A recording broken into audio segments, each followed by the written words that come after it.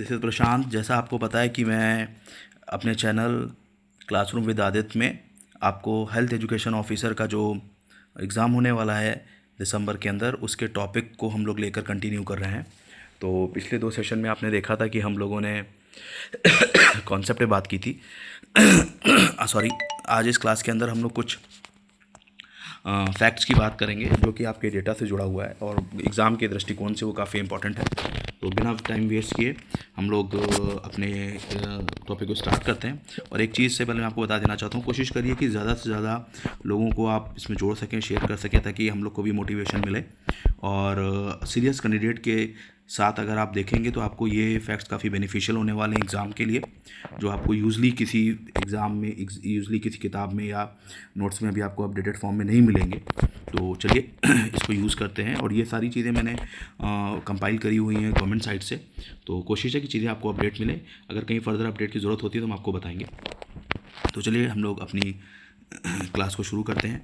तो देखेंगे अगर आप, तो इंडिया के हेल्थ केयर इंफ्रास्ट्रक्चर पर इसमें बात करी गई है और इसमें जो इंपॉर्टेंट फैक्ट्स है मैं आपको अंडरलाइन करूंगा और इन फैक्ट्स को आपको याद रखना है।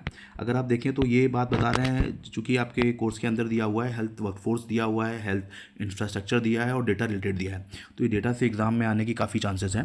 तो अगर आप यहाँ देखेंगे तो यहाँ पर आपको दिखाई देगा कि ये बात कर रहे हैं आपसे कि बताइए कि आप देखेंगे कि ये जो फैक्ट है यहाँ पर कि भारत के अंदर अगर आपसे पूछा जाता है कि यूनिवर्सल कवरेज के अंदर आज भारत के अंदर प्राइमरी हेल्थ केयर की जब आप बात करते हैं तो उस प्राइमरी हेल्थ केयर के अंदर आपके पास कितने सेक्शंस हैं, तो अगर आप देखें तो लगभग 1,84,000 प्लस आपके पास प्राइमरी हेल्थ केयर सेंटर्स हैं।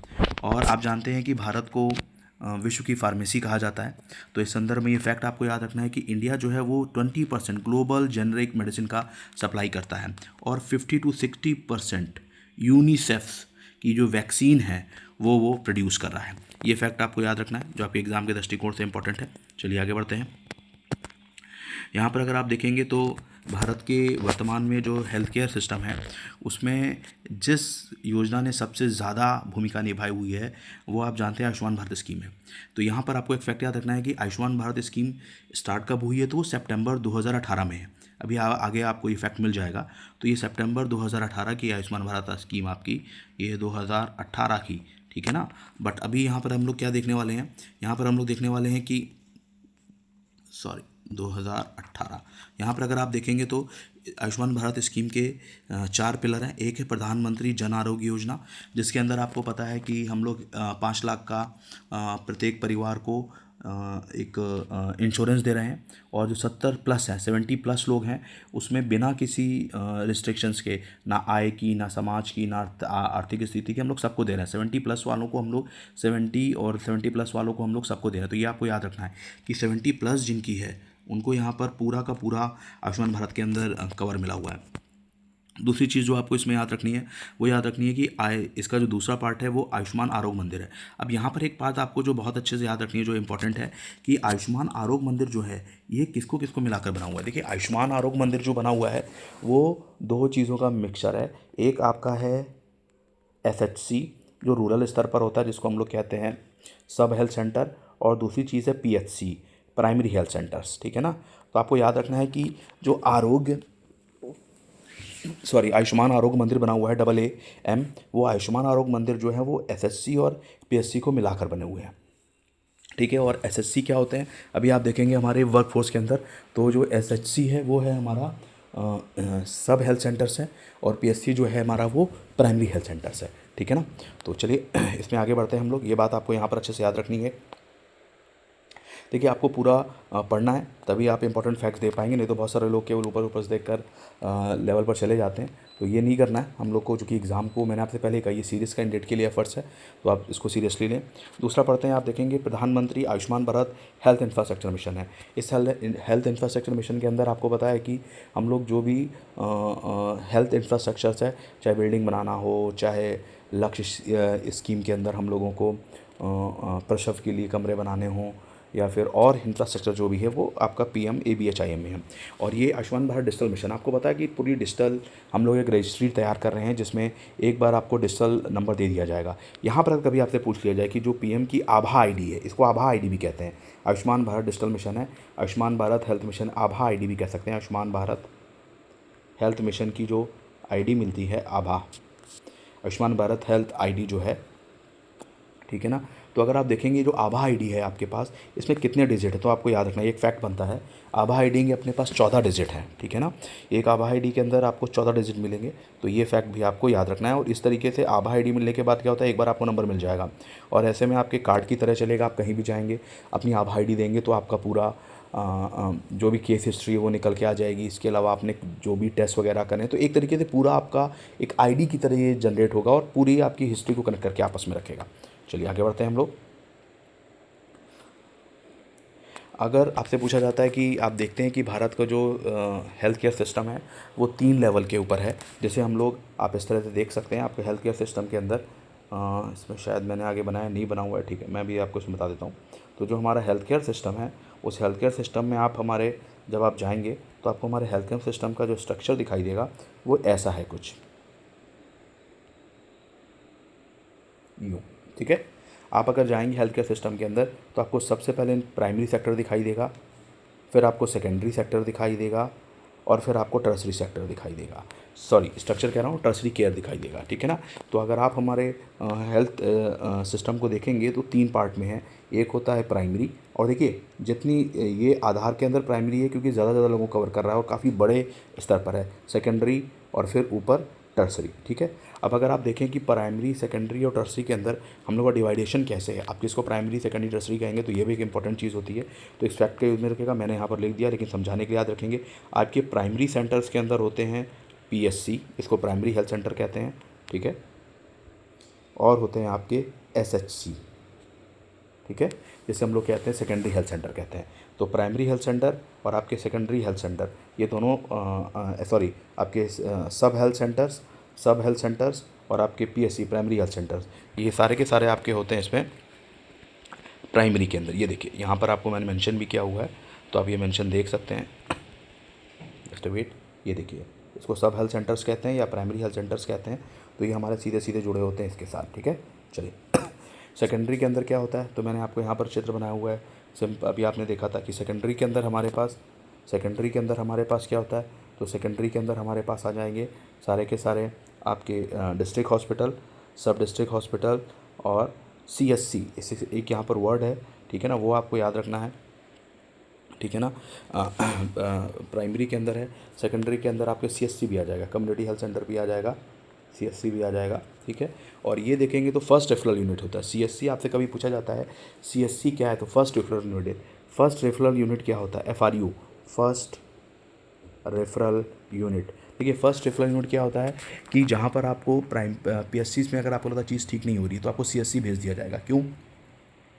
क्योंकि CSC के अंदर आपके पास सारी जो मेडिकल सुविधाएं हैं वो 24/7 आपके पास रहती हैं। सेकेंडरी लेवल पर बहुत इनिशियल लेवल की रहती है, बहुत एडवांस लेवल की तो नहीं रहती, लेकिन यहाँ पर 24/7 आपको मेडिकल सर्विसेज उपलब्ध रहेंगी। और PSC और SSC के अंदर आपके पास एक टाइम लिमिट होगी, ठीक है ना। लेकिन यहाँ पर आपको CSC के अंदर आपको जैसे कम्युनिटी हेल्थ सेंटर कहते हैं, आपको परमानेंट 24/7 अवेलेबल रहेगा, इसलिए इसको फर्स्ट रेफरल यूनिट कहते हैं। इसके बाद की ऊपर की यूनिट है वो अपने आप फर्स्ट रेफरल यूनिट बनती जाती है क्योंकि वहाँ पर आपको 24 घंटे सुविधा अवेलेबल रहती है। चलिए आगे देखते हैं।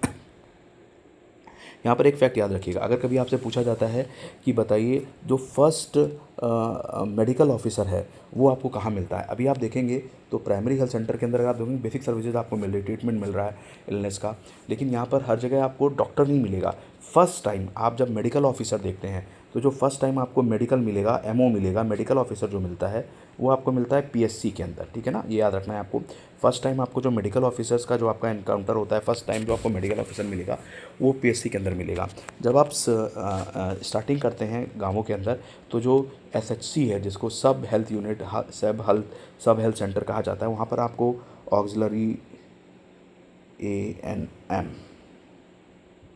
ऑक्सिलरी नर्स मिडवाइफ मिल जाएगी, आपको आशा कार्यकर्ता मिल जाएंगे, एक्रीडेटेड सोशल हेल्थ एक्टिविस्ट, आशा कार्यकर्ता मिल जाएंगी। लेकिन जब आप पीएससी के अंदर जाएंगे तो वहाँ पर फार्मासिस्ट भी होगा, एक मेडिकल ऑफिसर्स भी होगा, लैब असिस्टेंट भी होगा, कुछ और कर्म एलडीसी यूडीसी भी होंगे। तो एक तरीके से पीएससी आपको वहाँ पर फर्स्ट टाइम मेडिकल यूनिट के एक फर्स्ट मेडिकल ऑफिसर के रूप में दिखाई देती है, ठीक है ना। तो ये इस बात को भी आपको याद रखना है। चलिए नेक्स्ट देखते हैं हम लोग इसमें आगे। टर्सी सेक्टर के अंदर आपको पता है जो भी आपका मेडिकल कॉलेज है, स्टेट लेवल के इंस्टीट्यूशंस है, जैसे कानपुर के अंदर अगर आप आएँ कभी, या आप कभी दिल्ली के अंदर, या कभी आप अगर लखनऊ के अंदर आप जाएँ, तो आप देखेंगे लखनऊ के अंदर जो आपको पीजीआई है, ठीक है ना, जो आपको मेडिकल कॉलेज है वो आपका टर्सरी देगा। जैसे जीएसपीएम गणेश शंकर विद्यार्थी मेडिकल कॉलेज है, ये टर्सरी में हो जाएगा। उर्सला जो है वो सेकेंडरी के अंदर हो जाएगा, डिस्ट्रिक्ट हॉस्पिटल जो है, ठीक है ना। तो ये आपको याद रखना, ये फ़र्क होता है। चलिए आगे बढ़ते हैं हम लोग।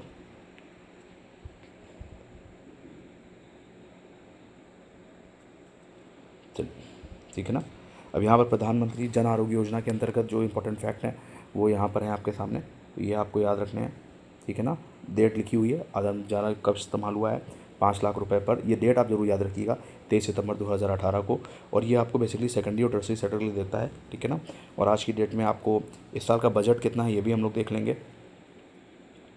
अगर आप देखेंगे तो इस समय जो आपको बजट दिया गया है वो आपको लगभग 2026-27 के लिए वो अलोकेशन रेज टू 9,500 करोड़ रुपए के आसपास है, ठीक है ना, ये याद रखिएगा। चलिए अब यहाँ पर अगर आप देखेंगे तो आपसे अगर फैक्ट पूछ लिया जाए तो आप आसानी से बता सकते हैं कि इंडिया के अंदर लगभग कितने ये हैं आपके पास आयुष्मान आरोग्य मंदिर हैं, तो लगभग 1,84,000, ठीक है ना। तो ये बढ़ते रहते हैं, तो फिर भी अगर आपके पास आइडिया तो आप अंदाज़ा लगा लेंगे कि 1,84,000 से ज़्यादा है। ये सर्विस कौन कौन सी देते हैं, तो मैंने सर्विसेज यहाँ लिख दी, health care for children, family planning, national program for communicable non communicable disease, ये सारी चीज़ें आपको दे रहे हैं। बट आपको यहाँ पर ना बेसिकली फैक्ट्स याद रखने, तो इसलिए उन पर ज़्यादा फोकस याद रखिए, ये इतना नहीं याद रखना है आपको, ये भी छोड़ दीजिए, इतना इंपॉर्टेंट नहीं है। प्रधानमंत्री आयुष्मान भारत हेल्थ मिशन कब शुरू हुआ है, तो मैंने आपको डेट लिख दी है 2000, इनका डेट याद रखिए।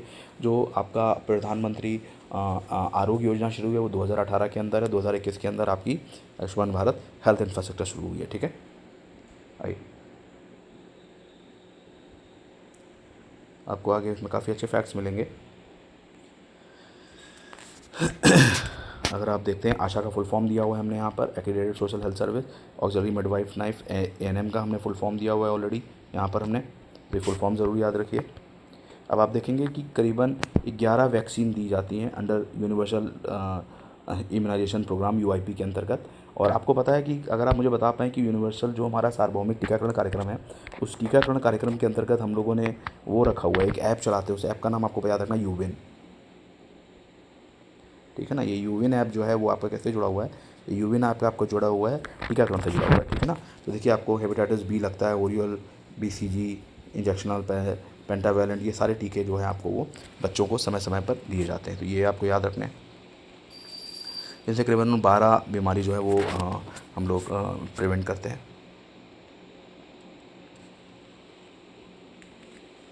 चलिए एक प्रोग्राम जो यहाँ पर बहुत इंपॉर्टेंट है उसके बारे में याद रखेंगे, एचपीवी वाला जो प्रोग्राम स्टार्ट हुआ है, ये बहुत मोस्ट इंपॉर्टेंट क्वेश्चंस में से एक है।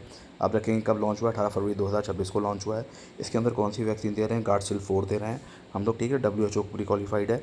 इसके अलावा देखेंगे किस एज ग्रुप के लिए रखा गया, तो 14 ईयर्स के लिए गार्डसिल दे रहे हैं, 4 है, WHO के लिए दिया गया है, 90 दिन का प्रोग्राम है लगभग, ठीक है ना। यूनिट है 0.5 ml है, ठीक है, इफेक्टिवनेस 95% है, ये याद रखिएगा। और आपको पता है एचपीवी गर्ल्स में होता है।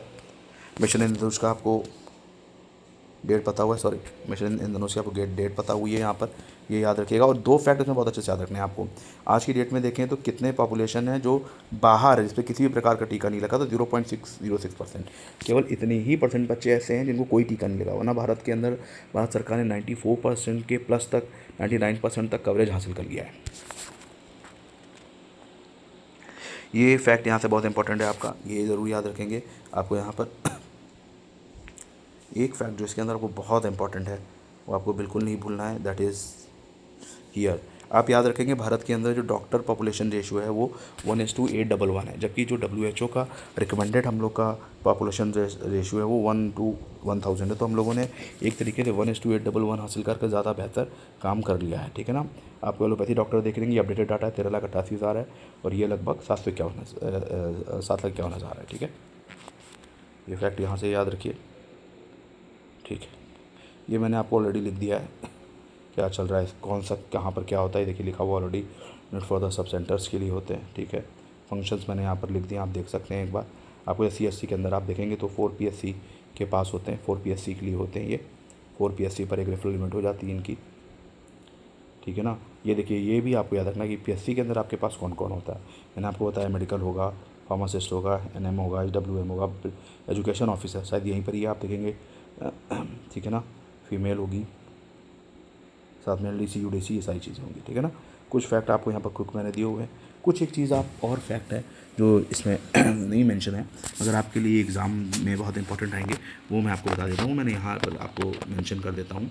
अगर आप देखेंगे कि जो PSC है, ठीक है ना, कभी आपसे पूछा जाए तो जो कभी यूजली पूछने के बहुत चांसेस हैं। अगर आपसे पूछें SSC जो है, सब हेल्थ सेंटर्स हैं, ये कितनी पॉपुलेशन पे होते हैं, तो याद रखिएगा ये ग्रामीण होते हैं, गांव के अंदर होंगे आपके, ठीक है। ये गांव में होंगे और साथ के अंदर ही कितनी पॉपुलेशन पर होते हैं, तो ये 5,000 की पॉपुलेशंस पर एक होता है, ठीक है ना। अगर सामान्य है और अगर ग्रामीण, अगर हिली रीजन है और ट्राइबल है तो 3,000 की पॉपुलेशन पर होगा। फ़र्क याद रखिएगा। प्लेन मैदान में अगर प्लेन की बात करें, अगर हम लोग प्लेन की बात करें,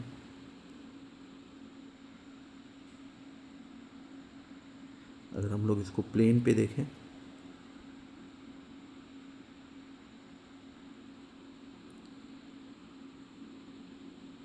अगर हम लोग इसको प्लेन पे देखें, प्लेन मैदान पे, मैदानी क्षेत्र, मैदानी पे, अगर मैदानी क्षेत्र में अगर आप देखेंगे तो ये 5,000 है और ये आप देखेंगे तो 3,000 के ऊपर है SC। ये एग्जैक्ट डेटा है, तो आपको ये याद रखना है, ये आपके लिए इंपॉर्टेंट है और ये डेटा आपको याद होना चाहिए कि जो सब हेल्थ सेंटर्स हैं वो किस जगह पर आ रहे हैं, ठीक है ना। तो ये एक डेटा आपको याद रखना है। आइए अगला देखते हैं PSC। तो अगर आप PSC देखेंगे, ठीक है ना, तो PSC जो बना होता है यूजली, ये ज़रूर आपको याद रखना है, ये 30,000 पॉपुलेशन पर होता है, ठीक है ना, मैदानी क्षेत्र में, प्लेन एरिया, ठीक है। और अगर आप देखेंगे हिली रीजन में तो ये होता है 20,000 की पॉपुलेशन पर, हिली रीजन्स में, ठीक है ना। अगर प्लेन रीजन है तो आपका 30,000, हिली रीजन है तो 20,000 पर होगा। ये आपको याद रखना बहुत इंपॉर्टेंट है, ठीक है ना। ये डेटा आपको एग्जैक्ट है, गवर्नमेंट के डेटा से मिला हुआ है, तो ये इससे जुड़ा हुआ है, तो ये आपको अच्छे से याद रखना है। थर्ड आ जाइए। अगर यहाँ पर अगर हम लोग देखें, इसी में ऊपर अगर हम लोग आपको हम और देखें तो आप देखेंगे कि जो हमारे CHC हैं, जब हम बात करते हैं CHC की, तो CHC में याद रखिएगा जिसको हम बोलते हैं कम्युनिटी हेल्थ सेंटर, तो ये 1.20 लाख, यानी कि 1,20,000 की जनसंख्या पर होता है, ठीक है ना, मैदान में, मैदानी, ठीक है। और अगर आप देखेंगे इनको, इसी बात को अगर हम लोग अगर हिली रीजन में देखें तो ये 80,000 की पॉपुलेशन पर होता है, ठीक है। तो ये बात आपको अच्छे से याद रखनी है। आज के लिए आपके पास ये इंपॉर्टेंट फैक्ट है, आपको याद रखें। आज के लिए इतना ही है, पर्याप्त। और बहुत जल्द हम लोग फिर से मिलेंगे अपने नए टॉपिक के साथ। आपके सहयोग की ज़रूरत है साथ में, ताकि हम ज़्यादा से ज़्यादा आपके लिए काम कर सकें, आपके लिए एक अच्छा कंटेंट बना सकें सीनियर कैंडिडेट्स के लिए। तो प्लीज़ सब्सक्राइब करें, शेयर करें और जितना हो सके इसको रिवीजन करके बेनिफिट लें और हेल्थ एजुकेशन ऑफिसर्स की दिशा में अपने प्रयास को मजबूत करें। Thank you.